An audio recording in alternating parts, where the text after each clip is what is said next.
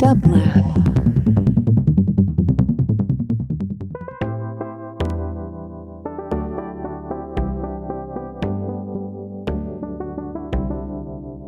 You are tuned in to Sound Science with me, your host, Dr. Yewande Pearse.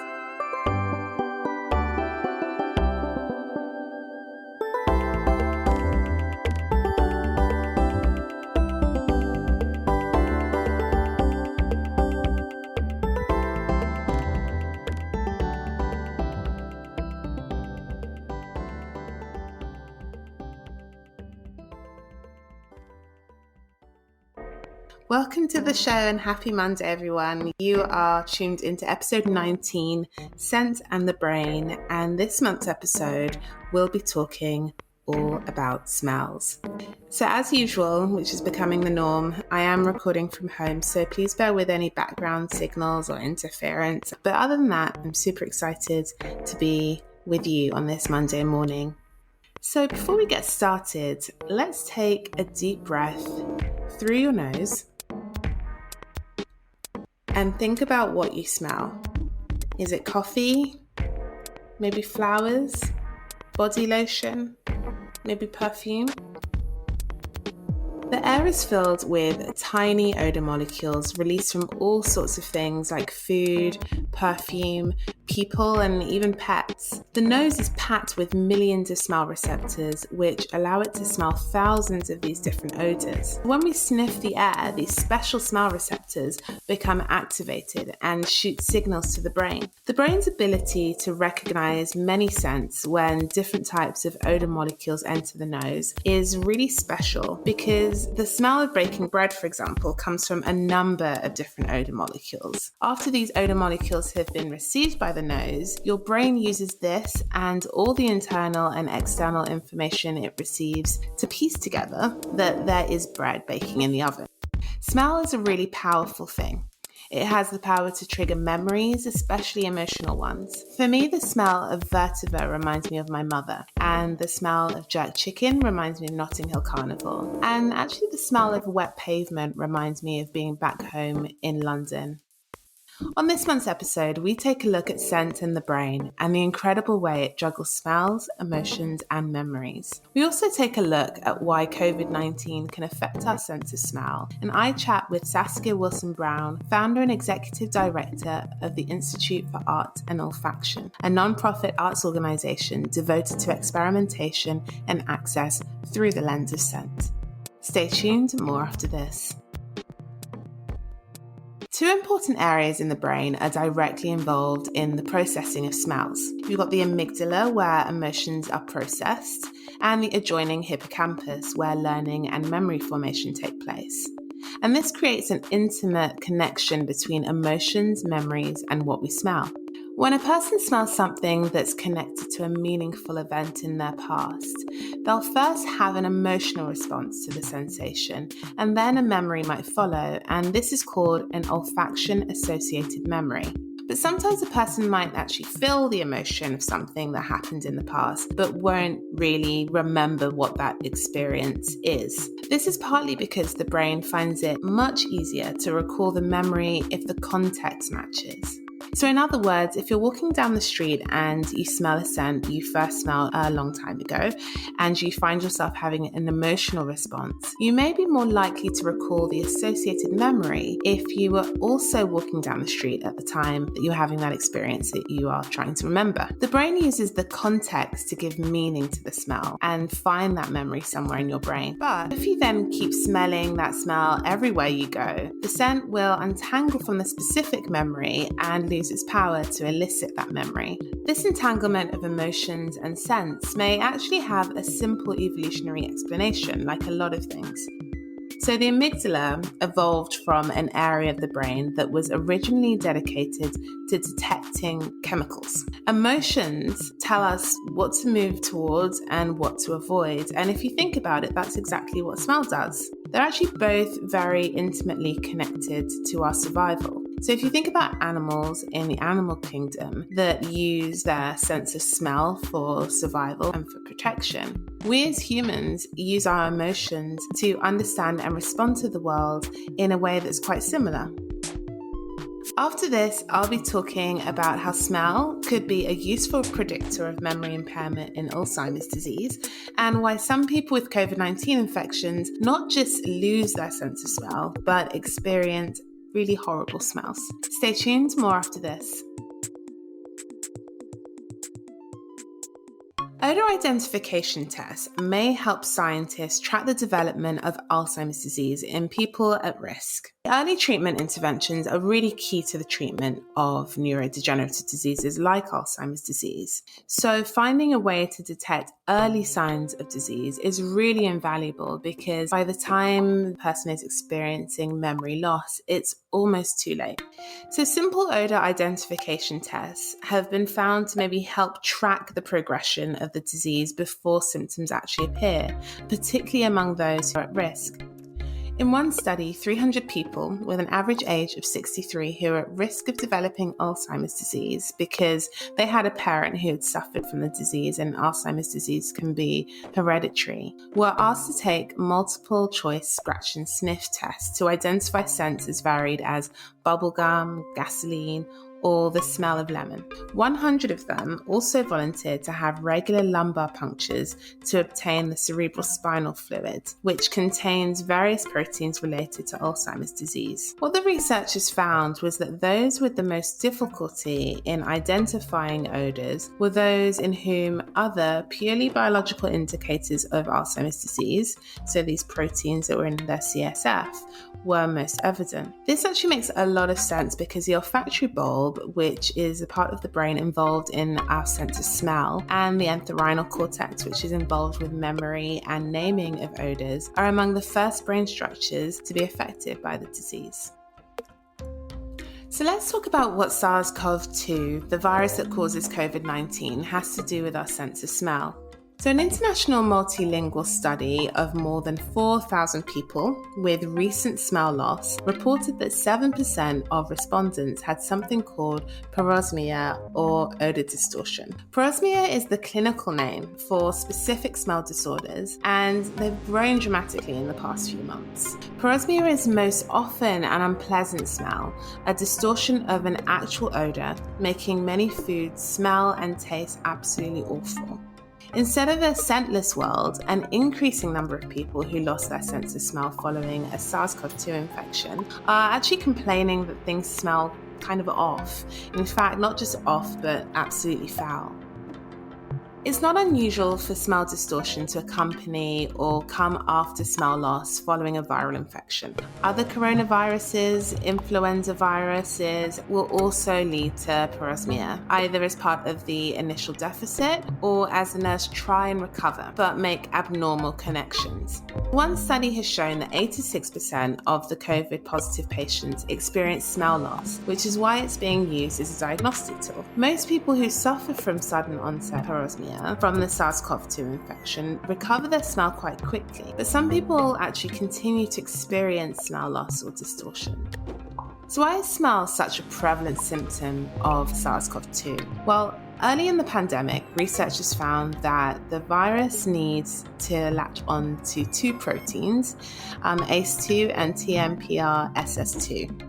A mouthful, which are found in many parts of the body, including the nose. So this July in Science Advances, researchers from Harvard Medical School located a source of these proteins on the cells which surround and support the olfactory receptors neurons and help transport odor information through the nasal mucus. This means that although the neuron itself is not damaged, all the support structure around it is. It also doesn't help that the cell damage gives rise to inflammation, and nerves do not function very well within an inflammatory environment.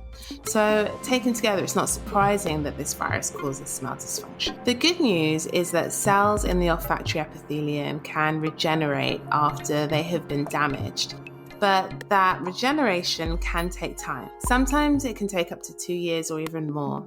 So if mature neurons are affected, then new immature neurons need to fully mature and connect to the olfactory bulb, followed by the next wave of newly generated neurons to continue that process. Now, while this regeneration process is happening, the brain is receiving incomplete smell information, giving rise to stages of parosmia on the way to a full recovery. What really sucks for the sufferer is that the foul smell that characterizes parosmia are often triggered by foods or smells like coffee, perfumes, and chocolate, which so many of us love. So far, doctors have little relief to offer, unfortunately. In the past, clinicians have used antipsychotic, anti-migraine, and anti-seizure medications, corticosteroids, transcranial stimulation, and even topical cocaine for relief. But no definitive evidence can be found for the efficacy of any of these medical treatments for smell disorders. It's not hopeless though. Breakthroughs may be more forthcoming because of the prevalence of smell disorders with COVID-19. So watch this space for treatments hopefully on the horizon. After the break, I'll be joined by Saskia Wilson-Brown, who will be chatting to me all about the Institute of Art and Olfaction, where the general public can gain access to the world of perfumery. I'm super excited. Saskia is French and American by upbringing, Cuban and English by blood, and received her BA in Fine Art from UC Berkeley and her MA in Fine Art from Central St. Martin's. Saskia was co-director of Los Angeles' seminal Silver Lake Film Festival, programmer and juror for film festivals such as Slamdance and Gen Art. Saskia Wilson-Brown headed up the international filmmaker outreach and development arm of Al Gore's Current TV. She's spoken at a wide range of events and conferences, contributed as a writer to publications such as Workbook Project, and worked as a consulting producer. In 2012, her interest in experimental spaces led her to start the Institute for Art and Olfaction, a non-profit arts organization devoted to experimentation and access through the lens of scent. Saskia, welcome to Sound Science. I am so thrilled to have you. Yeah, how are you doing? I'm okay. You know, the debates are tonight. I'm hoping to avoid them. Right. That's good protection for your mental health. Self-protection. I'm excited to have this interview with you. So let's start with a simple question. As just mentioned in your bio, you founded the Institute for Art and Olfaction in 2012. So how would you describe the Institute as it approaches its 10-year anniversary? Well, I founded it based in part on organizations in LA like Dub Lab and Slamdance Film Festival. And the purpose of the Institute was to sort of create access to the field of perfumery and to facilitate experimental projects with scent. Originally, when I first started it, the field of perfume, it still is, but a little less now, but it was very shut, to outsiders. Mm-hmm. There was very little access, although the internet had already started changing that. So I started it just to get people to start working with scent in their creative practices. And I think now, as it's approaching its 10-year anniversary, which is crazy, we've really maintained that mission. It's just hustling the access. It's really all about the access, because if you don't know what you can do, or if you don't know how to work with scent, how are you ever going to start to work with scent? It's just sort of, if you don't have oil paintings, you're never going to make an oil painting. It's that simple, Absolutely. People universally love scent, but as you say, it's traditionally quite inaccessible. So being able to provide that access is incredible, and I think very unique. I've never really come across anywhere that does something as you've been doing for almost 10 years. Before that, you had a stunning career in film, and your background is in fine arts with a focus on photography and art theory. So I'm really curious as to how you found yourself going from working on music videos and film festivals and documentaries, which are all extremely visual, to founding the Institute of Art and Olfaction, which is, of course, all about smells. What connects the two for you? Do you see a connection there? Yeah, I mean, well, creative practice is creative practice, So I got an MA in art, and I came back to LA. I was in London, and I started, I did what people do here, which is I had a friend who worked as an art department person, and he hired me because I needed a gig. And, but my interest was always in contemporary art, practices, because that's what I considered myself, at the time. So the connection between visual art and all creative expression and scent is, at its most core, the fact that scent is also a creative expression and could be considered alongside music or visual art or, whatever, you name it, if only people were trained to consider it as such, and that was sort of the biggest challenge from the Institute was making that connection between scent as creative practice and whatever art or music. And that was a connection that was difficult to make, because what we typically understand scent as is in this context of sort of perfume, which is a product. You go to the department store and you buy this expensive product and you spray it, and and a lot of people have rightful suspicions of that sort of hyper luxury, super capitalist, approach to what scent is in our society. And in fact, it's a lot more than that. It's a lot more than a perfume bottle. It's everything. I mean, we are sensorial people, humans. So yeah. So the connection was really that, trying to make a parallel between aromatic expression and visual expression. On the flip side, what attracted me originally to scent was the fact that it was so intangible. At the time, as you said in my bio, I was working at this TV network and I was just processing content, and even the word content, right there, it's like, it's so soulless, I was processing these videos and all these creative expressions and, just churn and burn and just getting it on air next, and I was just burning out on this. And, this is 10 years ago. So it's 10 times worse today, of course. But so scent, when I came across the idea that one could work with scent, it was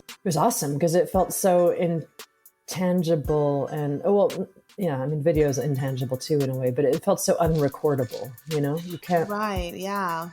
You can't control it in the same way that you can control a digital file, so that was really attractive. And as an art medium, that's interesting, I like what you said about the challenge of exploring scent as an art form, and how it is an extremely important part of our senses and how we perceive the world. And yeah, I think a lot of people initially, when they think of scent, they think of fragrance, but the power can be harnessed in so many interesting ways. It's a really interesting challenge, and it's clearly working. I feel like the Institute of Arts and Olfaction is super cool and really popular. You must be exposed to a lot of scent. You probably get asked this question all the time. But what is your favorite scent and why? Do you have any favorite memories associated with it, for example, that make the scent particularly meaningful to you? Yeah, well, I mean, yeah, I do get this asked periodically. I do get, gosh, I can't speak. I need more coffee. I do get asked this question periodically, and I never really know what to say, because, well, okay, so first of all, I mean, on a personal level, I wasn't really raised being very aware of scent. Like, I didn't really care. A lot of people in my world are like, oh, I've been super aware of scent since I was 1 year old. I can't claim that. I was just raised like everybody else, just sort of scent, whatever. So I'm not French, but I was raised in this French system and sent to France as a kid. And despite the fact that, no, the French do not own perfumery, they do have a very developed perfume culture, because they did, develop the industry very early on in the 18th century, 17th century, actually. So when I was a kid, there was this perfume for kids that all the kids wore. Yeah, it was called tartine et chocolat, which means a toast with chocolate, which is sort of like a French kid food. And it's this, it's a very light smell. It's like sort of vaguely citrusy, and it's super pretty and pleasant and easy to wear, and something you would spray on a baby without too much worry. So for me, that's sort of, I wouldn't say it's my favorite scent, but it's one that I most closely associate with my youth, at least, so those sort of memories. But, like I'm sure in your field, and I know in music, when you start to delve into the field as sort of a person working in the field, those associations start to slip away. They just sort of fall off. So now, when I smell things, it's more likely that I'll think about them in terms of their composition and then in terms of my memories. So in a way that sucks, because it's stripped me of these sort of, I don't know, emotional associations with scent. Although, having said that, I have to be honest, there's this smell of the Institute. There's this sort of lab smell, that's just everything mixed together. And that's starting to become a pretty potent memory trigger for me, especially now that I haven't been able to go in the lab very much because of COVID. when I go in, I get really hit by the smell, and it just years of memories flood back, even though I'm actively in the space still. So that's sort of a new thing, actually, a new scent memory that's developed for me, which is interesting. That is really interesting. And certain scents losing their emotional connection. I imagine that that could be true of film as well. Sort of once you start working in film and photography, I know my photographer friends have expressed this before. You start seeing things in frames, or when Yeah, if you're exactly. in film and you're watching films, it's really hard to sort of be lost in Yeah, the film because you focus the on the editing technical. strategies, like, oh wow, Exactly. clever edit versus wow, that made me feel something. Yeah. I mean, I'm not quite there yet, I don't want to overstate my professionalism, I still get the sense of wonder from certain smells, but certainly that memory association has started to erode. And a lot of people I know who work in the perfume industry say the same. We're talking about that on the show, about the connection between the quite unique connection between scent, memory, and Yeah. emotion, and how the signals that get sent to the brain through our olfactory bulbs are not sorted through, like, I guess you could describe it as the post office of the brain, the thalamus. They go Hmm. directly to the amygdala and the hippocampus. So there's like this direct connection between scent, memory, and emotion. And it's interesting that you could walk into a room and you can smell a scent and feel emotion and then be able to recall the memory because of that tight association. But if you keep smelling the scent and walking into the same room, you lose that Hmm. connection as you describe. So yeah, I think that's really interesting. And I wonder sort of the memories that you're forming in this time, how you'll feel about those scents in, I don't know, 10 years time from now.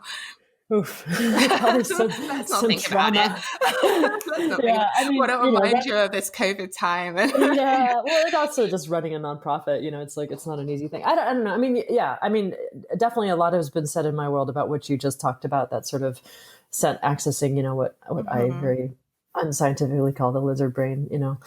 Yeah, it's funny. A lot of people try to trip that up by, I mean, and Cecil Tolas, this artist in Berlin, has this smell memory kit, that is meant to help you form new memories with smell by, you have a moment that's meaningful and you crack open a smell and you inhale deeply and then you associate that smell to the moment. But I don't know, a lot of people right now are saying, oh, well, let's all burn candles at home that have aroma and we'll remember this time through the aroma. But I just don't know that, like, you can force this somehow. It Right. feels like scent memory is not something, I'm sure you can force certain associations between scent and memory, but it feels so, and this is what I like about it. It feels like something you can control, and that's okay. It's okay to have these moments that somehow are triggered by certain smells that without any sort of intention.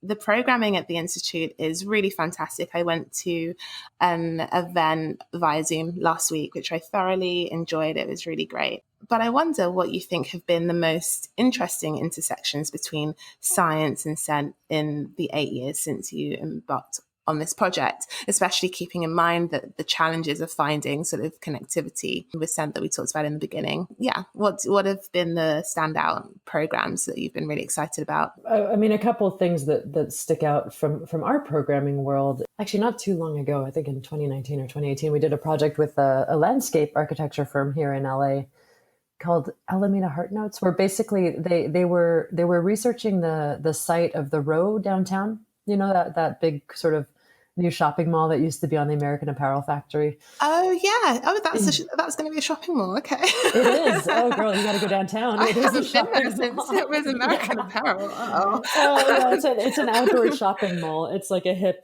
grove. Oh Um, wow. yeah, but this landscape architecture firm actually did the research into the site. What it Hmm. was through time, and they came up with sort of five historic scenarios, and then asked us to in combination with the historians to interpret those sort of site aromas, the aromas that would have been on that location through time. So that was a super cool project relating to history and LA's history, which I always love. That's really Um, cool.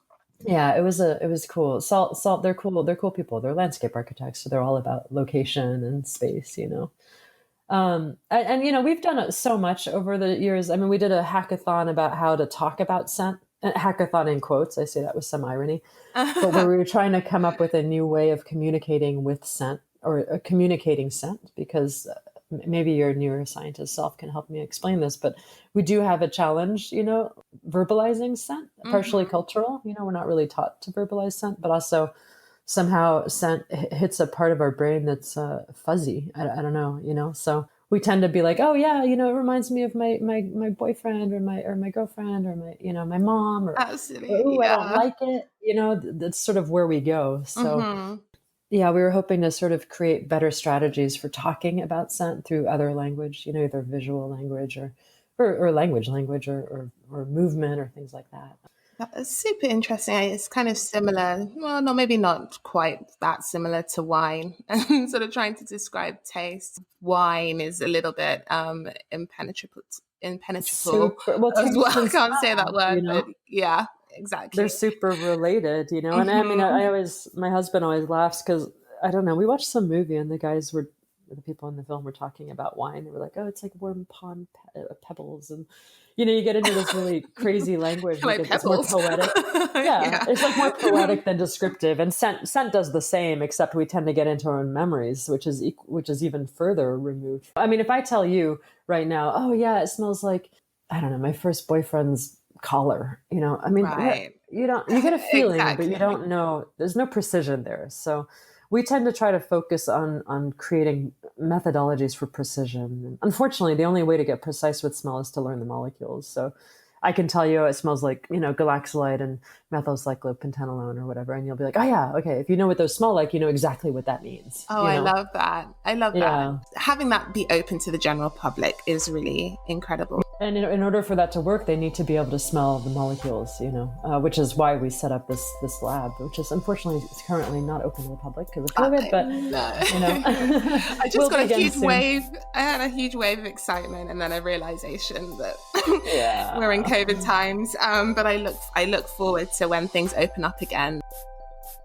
So the world of perfumery can feel a little impenetrable, as we've spoken about. So I really love the mission of the Institute and how it is all about being able to provide access to perfumery through supporting experimentation, education, and collaboration, as we've just chatted about. In the outside world, though, a lot of those encapsulating visceral, stop in the street and ask the person who has just walked past what they're wearing kind of perfumes come with an astounding price tag. Some of my favorite perfumes are like $200, $300, and I put them back. But personally, I go to, I don't know if you've come across it, it's a place called Dawa Bookshop in Crenshaw, and they have scented oils and you can create different blends. And I always pick sandalwood and a musk, and then I'll make my own, and the proportions always change slightly, but it's really my signature scent and I love it. So practically speaking, would you say that this kind of DIY approach to perfumery is what the general public can take away from the Institute as you're talking about learning about the names of the molecules? Is the purpose then for them to be able to sort of say, okay, this is what I'm looking for and I have the tools now to create that? 100%. I mean, so I mean, just on a personal level, I'm very, shall we say, suspicious of sort of capitalism in general. And I'm especially suspicious of sort of the luxury industry, this idea that well, I mean, for all the social reasons, we won't even go there, but also just from the simple thing that, they're selling you, you see an ad and it's like, whatever, be like this person and buy this beautiful perfume and,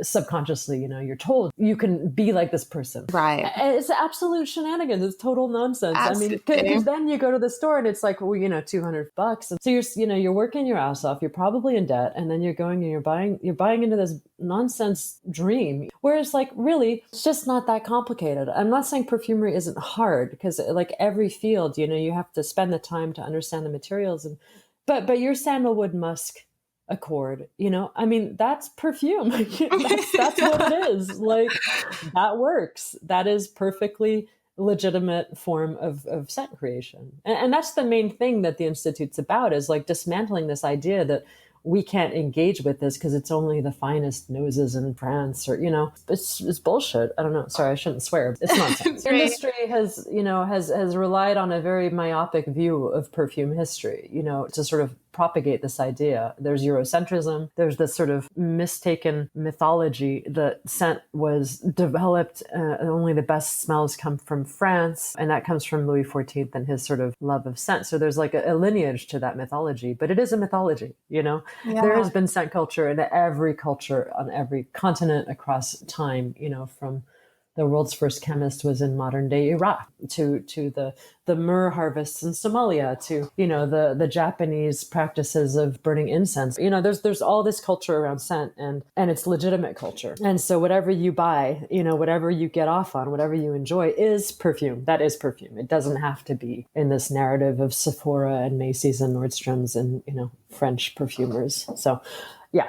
I could go on about that for hours, but I won't. No, I mean, I love that. I love that message and that mission, because once you start to understand the culture, and I don't really know much about the world of perfumery, but you can start to connect the dots if you're given context, and kind of breaks down a lot of this consumer stuff that kind of makes us feel like, you know, perfume is not what perfume just is. And I mean, for example, thinking about the price tag that some perfumes come with, of course, there's an element of branding and marketing and added value. But I mean, it sounds like there's no real technical reason for why perfumes need to be that expensive. I think in my mind, I used to think for it to last, it needs an element that is very expensive. Yeah, and that's what makes they'll sell you a whole song and dance about the finest, you know, materials imported from, you know, God knows where.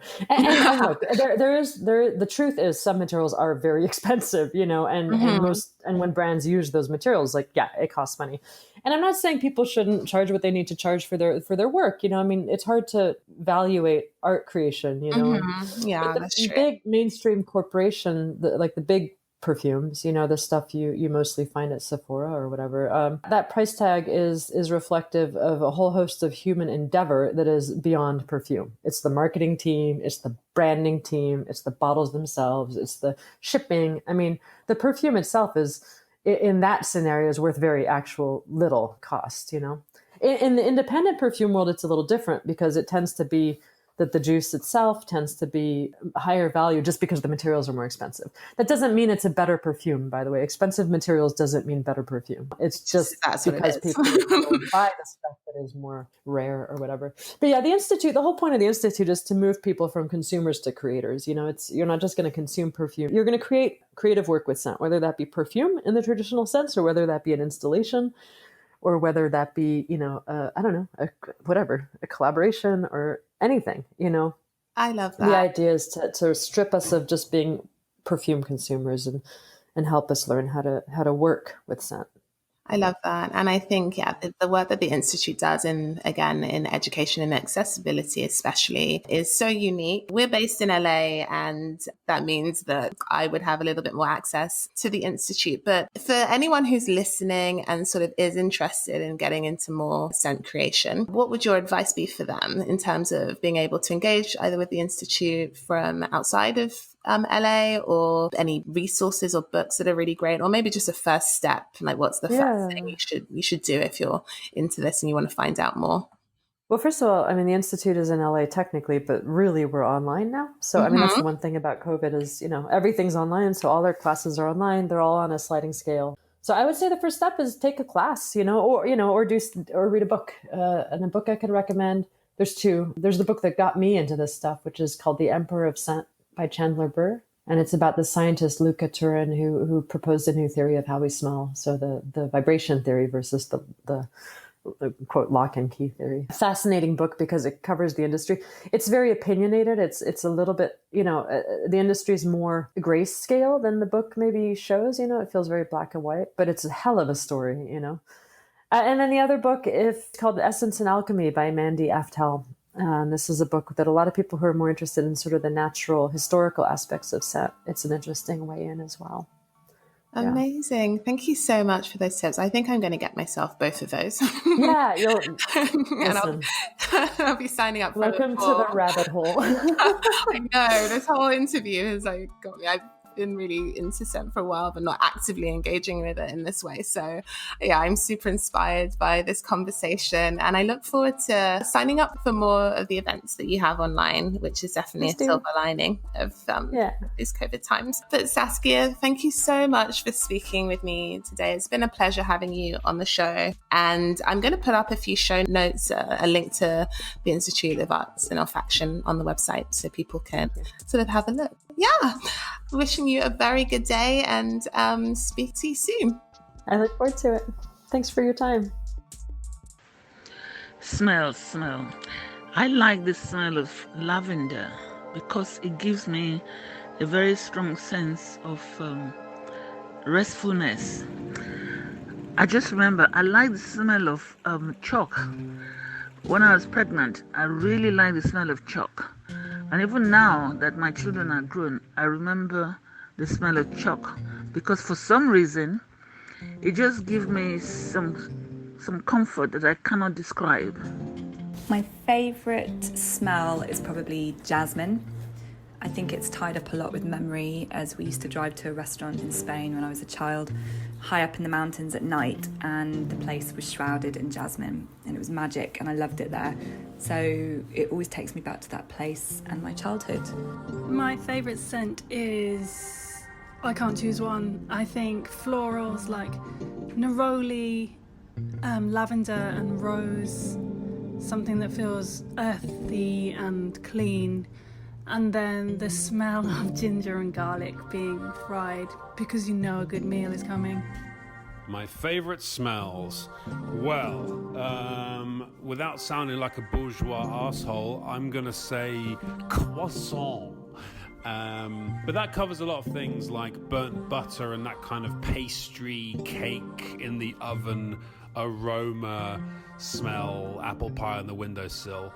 Whatever that is, that's a jam. Favorite scents? I like kind of deep, natural, musky, often masculine smells. So cedar and sandalwood. I like copal, frankincense, and on a more exotic note, jasmine, ylang ylang. The misty fragrance of pine in a dense, wet forest with feet in soggy soil. I think my favourite smell is the smell of, it's an Indian incense called Nag Champa. So I've literally burnt it since I was a teenager, growing up in the 90s, listening to Tricky and Portishead and burning Nag Champa, and it kind of makes me feel really cozy and familiar, and it's the smell of home. It's been the smell of every home that I've ever had since I was a teenager. I do like the smell of weed because, it's what it means. It's like the smell of fried chicken. It's that Pavlovian response to a smell, but is closely associated perhaps with a pleasant experience, like a sense of relax and ease that comes with weed smell. It's not necessarily my favourite scent, but one of the most evocative for me is the smell of coconut, which when I smell now always takes me back to childhood holidays at the beach, where my aunt would be liberally applying sunscreen to kids, and then later in the day the adults would always drink frozen pina coladas as the sun was going down. The smell of campfire and something about the wood burning just gives off a deep aroma that just feels really warm and really cozy. I'm on the beach. What do you like? The smell of the beach? Like this something. Okay. One of my favourite smells is cinnamon, I think because it reminds me of Christmas. Orange blossom is sweet, but not too sweet. The smell is like Arabic gum, but also a flower. It reminds me of the Mediterranean, and it is my favorite. I love the smell of fig trees oozing in an afternoon sun because it reminds me of my childhood summer holidays in the Mediterranean. I love the smell of oranges. You know, when you peel the skin off an orange and you sniff it, it makes me feel both excited and grounded at the same time. It reminds me of summer, but also makes me feel weirdly nostalgic but present at the same time. I can't quite explain it. That's it, folks. Thank you very much for tuning in. For show notes, you can go to www.soundsciencepodcast.com. The show will be archived by the Dublab website in a few days, so please share. And the podcast version will be up on iTunes, Spotify, or wherever you listen to podcasts soon. Until next time, have a wonderful Monday.